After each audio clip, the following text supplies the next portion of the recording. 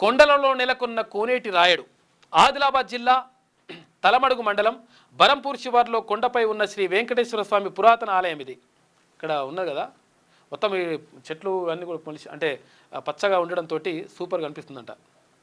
ప్రస్తుతం కురుస్తున్న వర్షాలకు కొండలన్నీ పచ్చదనంతో తొణికిసలాడుతుండగా పైన ధవలవర్ణంలో దగదగ మెరుస్తూ కొన్ని కిలోమీటర్ల మేర చూపరులను ఆకట్టుకుంటోంది ఈ ఆలయం అని చెప్పేసి వార్త కనిపిస్తూ ఉంది.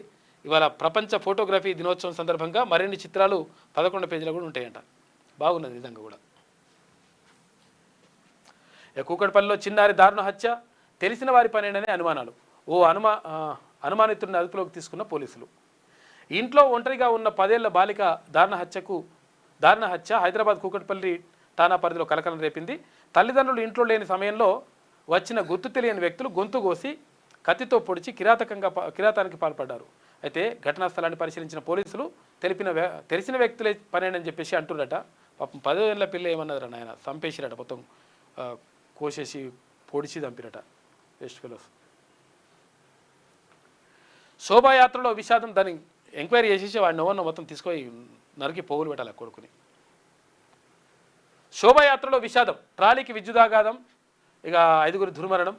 హైదరాబాద్లోని రామంతపూర్లో ఘటన, మృతుల కుటుంబాలకు 5 లక్షల రూపాయల చొప్పున పరిహారం ప్రకటించిన ప్రభుత్వం అని చెప్పేసి పాపం రామంతపూర్ దగ్గరనంట. ఇదేంది, కృష్ణాష్టమి సందర్భంగా కృష్ణుడి అదేంది ఆ ప్రతిమ తీసుకొని ఊరేగిస్తూ తీసుకుపోతుంటే అక్కడ పైన వైర్లు ఉన్నాయని చెప్పేసి ఆ వైర్లోకి ఇట్లేదో కంటెతోటి ఇట్లా మీదికి అంటుంటే ఆ వైర్ దిగి పడ్డదట. వైర్ దిగి పడడంతో పాపం 5గురు అక్కడ చనిపోయినారు.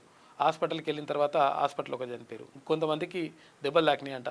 ఇక్కడ రామంతపూర్ దగ్గర జరిగింది. చాలా విషాదకరమైనటువంటి ఘటన, చాలా బాధాకరం నిజంగా కూడా.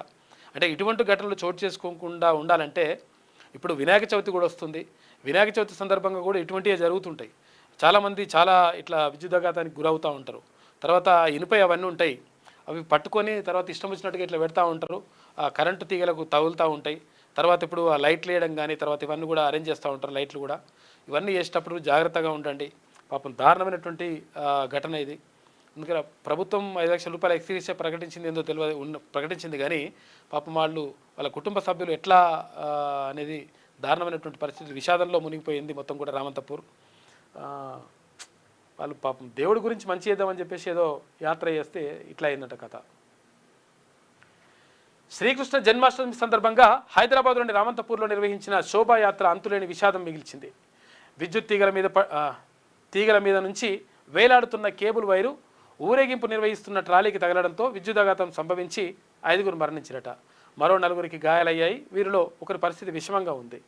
ఇక ఆదివారం అర్ధరాత్రి 1:45 సమయంలో ఈ ఘటన జరిగిందంట. పాపం అదేన్నో కేబుల్ వైర్ వేలాడుతుందని చెప్పేసి ఇట్లా అంటే ఆ వైర్ వచ్చి పడ్డదంట. మొత్తం ఇనుపదే కాబట్టి మొత్తం చచ్చిపోయారట పాపం. 5గురు అక్కడికక్కడ చనిపోయారు, ఒకరు హాస్పిటల్లో చనిపోయారు. ట్రాలీకి తాకుతూ వేలాడుతున్న కేబుల్ వైరు దాంతో చనిపోయారట.